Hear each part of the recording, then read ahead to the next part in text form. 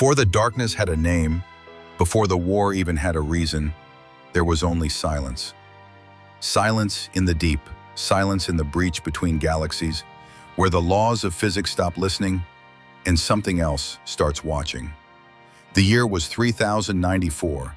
Humanity had stretched its fingers into the edges of the uncharted dark, reaching not with courage but with arrogance.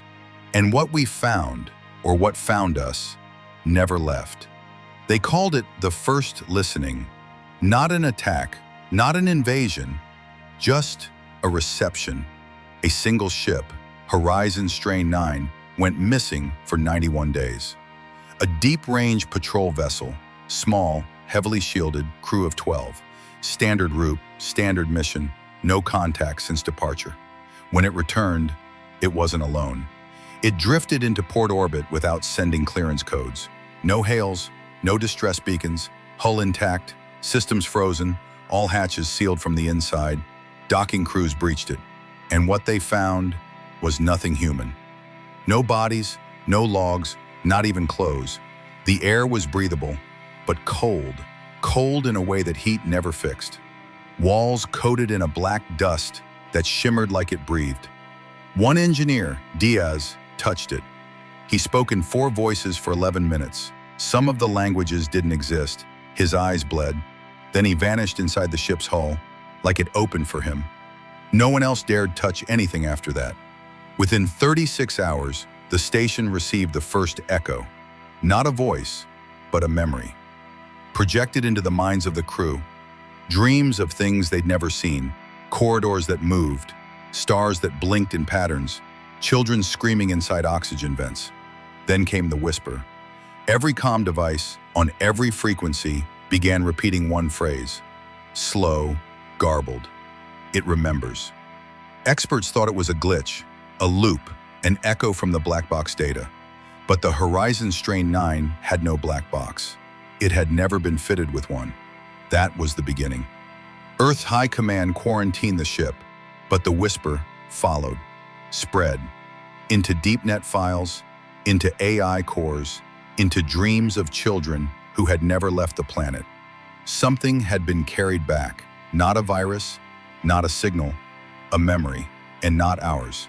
The universe had rules once. We broke them when we sent machines where minds weren't meant to go, when we forced open doors with weapons, not questions. And now, the door had been opened again, and what was on the other side had waited a long time to speak. The horizon was only the first, but it would not be the last. In the shadows between stars, the dead had begun to listen, and some had begun to whisper back. 6 months after the return of Horizon Strain 9, the official reports had stopped. The media blackout was total. Civilian chatter was scrubbed. Every online mention vanished within milliseconds. They called it a containment success. But in the deep stations, where the stars don't shine and the walls are lined with frost from recycled breath, the whispers didn't stop. What returned wasn't just an echo, it was a presence.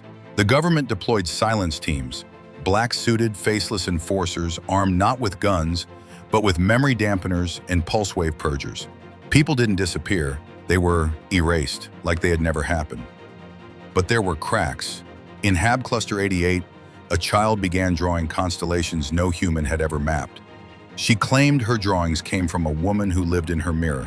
In Lunar Relay Node 3, the AI navigational core started reciting poetry in reverse, in a language discovered only once, on the edge of the shattered nebula, carved into the bones of a species that predated known life. And then, the crew started returning.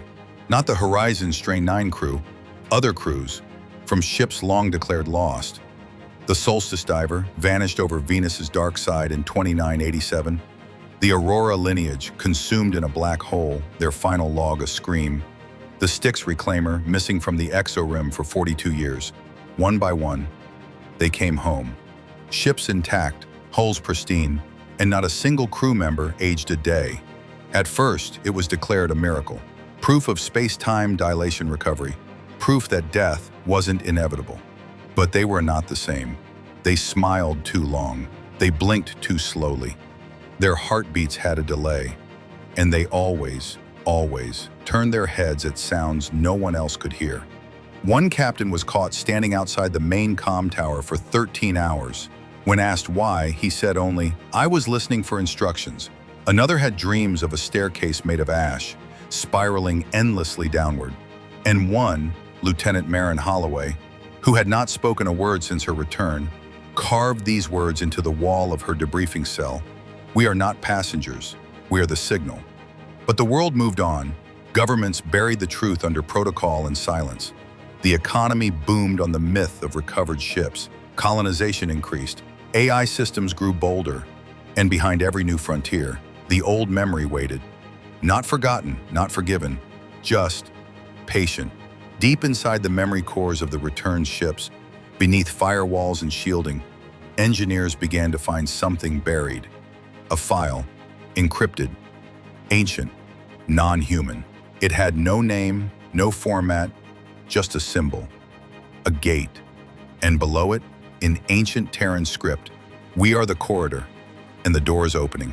But by the time anyone understood what that meant, the whisper had already spread into every system, every station, every ship, and soon into every mind. By the time the third vessel returned, no one clapped. The first was a miracle, the second, a curiosity, but the third was a pattern. It came from outside map space, beyond the elliptic threshold, a zone charted once and abandoned forever, a place where instruments broke without reason and stars dimmed without explanation. The ship's name was Vulture's Wake. It had been declared lost 67 years prior. Its mission was simple: solar scanning, no weapons, no cryopods, 4-man crew. But what returned had no crew manifest. The log files were not only erased, they were rewritten by something that understood human language but did not use it. The ship docked automatically. No transmission, no response. And then the lights across the station flickered, in rhythm with its hull. Like it had a pulse. They said it was just electromagnetic interference. But no one could explain why the ship's plating showed signs of growth. Carbon scanning showed new molecular layering. Organic, bone-like. The metal had healed. It had scars. Engineers who entered described the air as wet. Not humid, wet. Like breath. The walls were moist to the touch, and when the lights were cut, they pulsed faintly on their own. Then the dreams began. Not just for the engineers, not just for the staff, for everyone within a 3-light-hour radius. Dreams of a hallway with no end, a door that led into another door, and behind it, a sound. Not quite a scream, not quite a word, but the kind of sound you hear just before waking up and forget before you can describe it. The kind of sound that waits in the dark part of your room and never moves. One technician locked herself in the airlock. She left a single recording before stepping into vacuum. It played exactly once before erasing itself from all known systems. But a backup survived, corrupted and fractured, recovered by an underground AI group. It said, "It's not a ship, it's a survivor, and it remembers being killed." That one sentence unraveled protocol. Panic didn't spread fast, it bled slow. Command ordered the Vulture's Wake be dismantled. But the moment the cutting tools breached its hull, they failed. Not jammed, not broken, just turned off. All power drained. Across the station, across backup generators, across nearby satellites, even across the engineers' suits. Something inside the ship consumed electricity like oxygen. And in the final report, handwritten by Chief Officer Haviland just hours before he disappeared, "Who didn't want to leave? It doesn't want to move. It just wants us to listen, to lie still, to let it in." Of the 16-member analysis crew sent inside, only one returned. His eyes had no color, his teeth had doubled in count, and he spoke only one phrase, again and again, until his lungs collapsed. We were the lungs, it was the breath. Now, you can tell when someone has been touched by the echo. They forget how to blink at the right time. They pause between sentences, like someone else is whispering the next word in their ear. And sometimes, they speak your secrets, things you never told anyone. After the Vulture's Wake, Command sealed 73 listening stations across the quadrant. But it was too late. The echo wasn't contained in ships anymore. It had found hosts. People began returning from assignments they were never given. Scientists with no recorded education, pilots with 0 flight hours, navigating solar debris like instinct. They had names no one remembered assigning, histories that couldn't be confirmed. And yet, their fingerprints matched, their blood was human. But something was wrong with their shadows. One biologist, Dr. Lay, stood perfectly still for 9 hours inside a research dome. No food, no water, no motion. But the camera showed her shadow moving on its own, twitching across the walls like it was trapped behind a screen. When she finally blinked, she said nothing except, "I dreamed of lungs inside the walls." Another, Commander Resh, was recorded in his quarters whispering to someone across the room. There was no one there. The logs confirmed this, except for one frame. A glitch in the footage, no longer than a breath, showing a second figure beside him, 7 feet tall, featureless, wearing Resh's uniform. When questioned, Resh smiled, leaned forward and asked, "Which of us do you think came back?" He was never seen again. But the tapes, the logs, the witness accounts, they stayed. And something strange happened. Anyone who reviewed the Resh incident more than once began to forget people, first names, then birthdays, then faces, and then themselves, as if the memory of the echo was feeding, not on fear, but on recognition. Each time a human mind tried to define what it was, it rewrote the mind itself.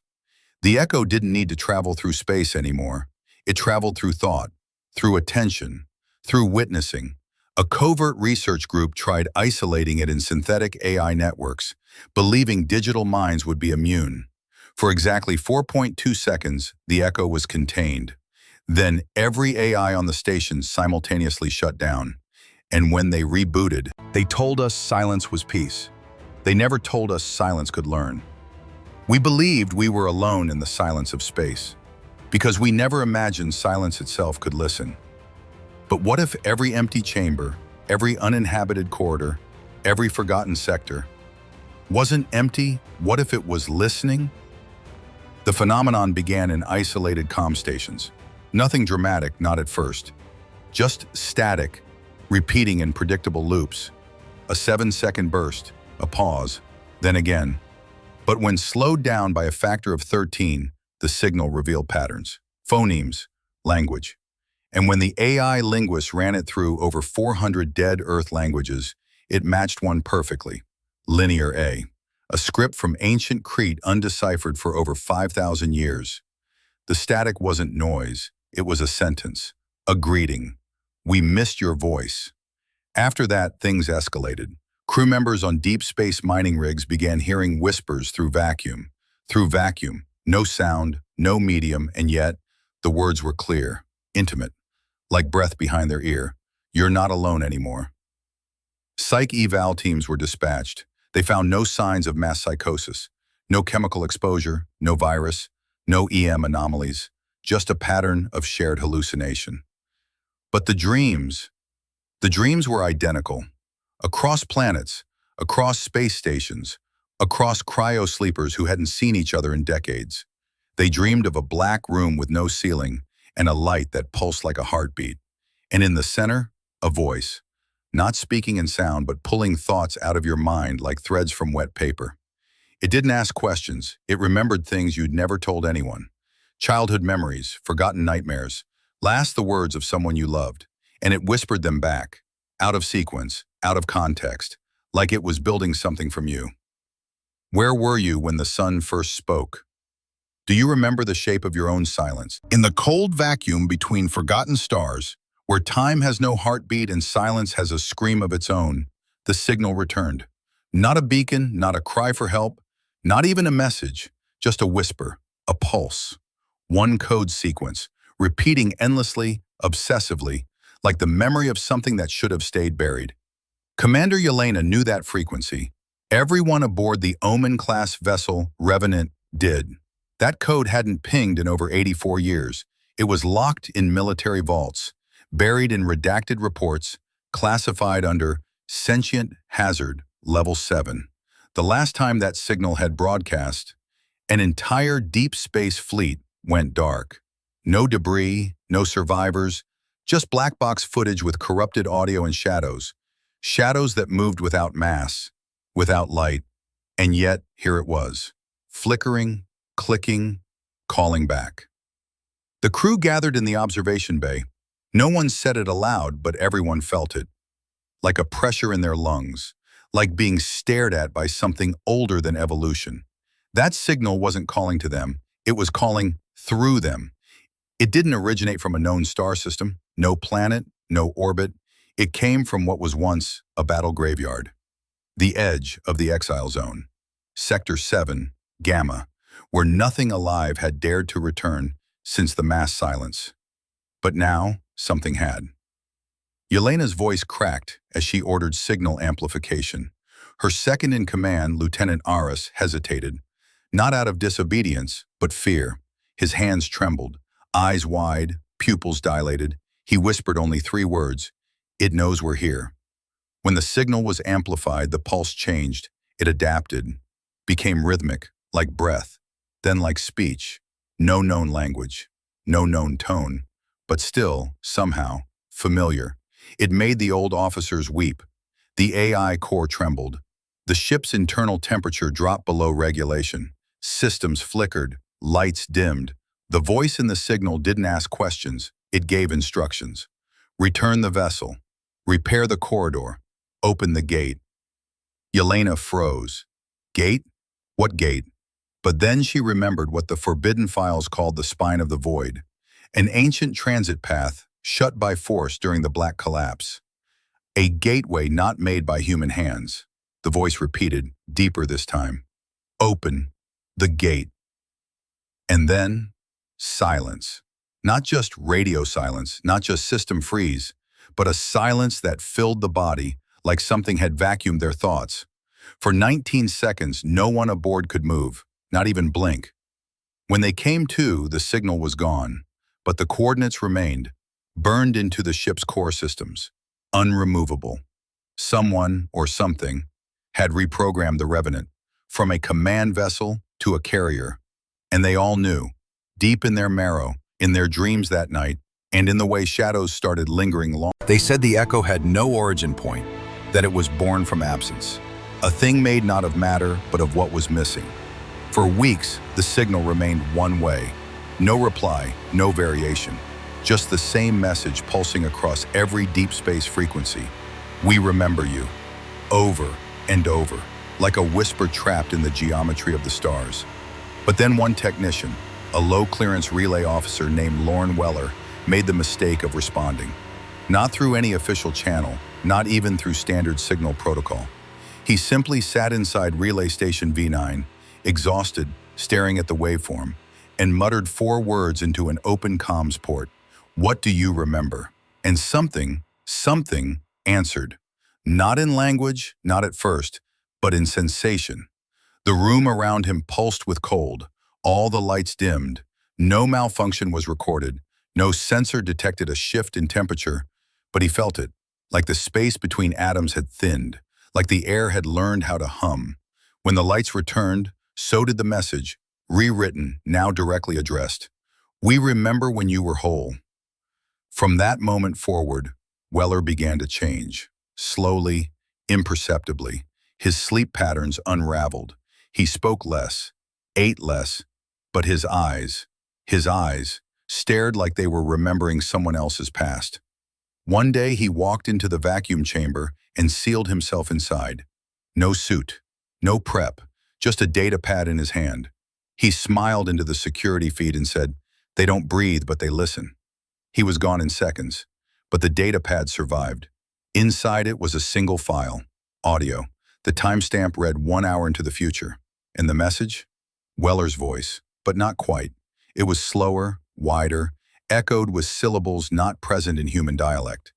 The transcript barely translated, but linguists extracted one phrase. First contact was not with them, it was with what watches through them. After Weller's incident, Command tried to lock down the relay grid, but it was too late. The moment the signal was answered, it learned the route back. Not just to ships or stations, but to minds. People began reporting the same dream, a hallway with no end. doors on either side, and behind each door, a version of themselves they didn't recognize. Older, colder, sometimes mechanical.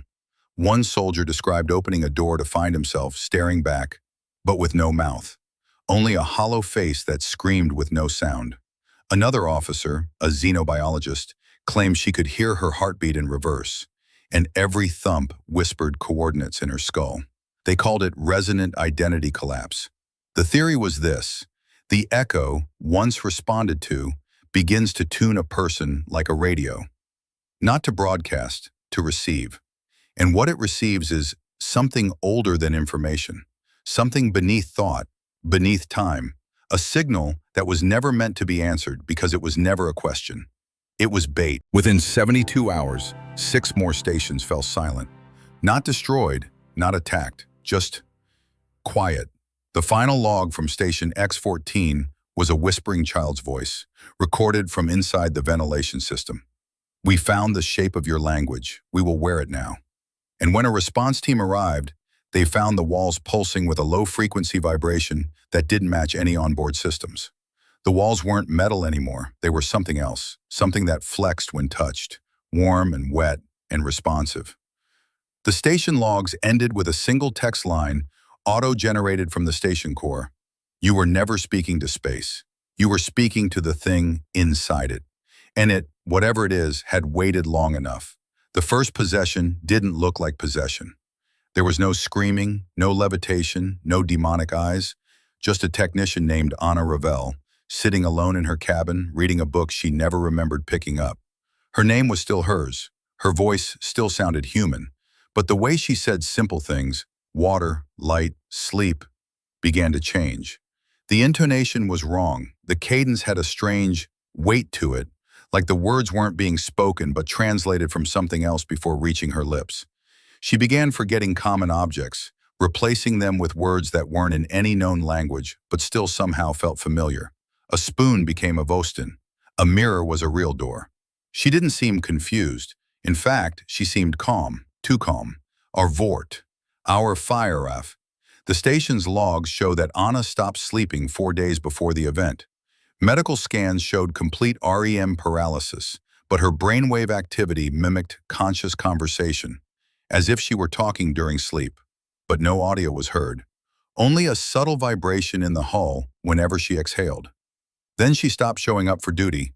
When her room was opened, she was seated in the center of the floor, surrounded by pages all blank, except the ink wasn't ink. It was her own blood, arranged not in words, but in glyphs that only revealed their shape when viewed in reflection. A recursive language, symbols that form sentences only when seen through glass. Linguists tried to decode them, but the lines didn't follow human grammar. They followed topological memory architecture. In other words, she wasn't writing words. She was writing space. What she had written was not for us. She stood when approached, smiled. But it was a smile slightly off register, like someone who knew how to move a face but didn't understand why the motion was supposed to feel warm. She spoke with perfect clarity. "I found the place between my oldest thoughts. I left a door there, and something walked through." At first, command assumed psychotic break. She was isolated, monitored, but nothing changed. She remained perfectly sane, perfectly coherent, but everything she said sounded like a translation, not from another language, but from another kind of being.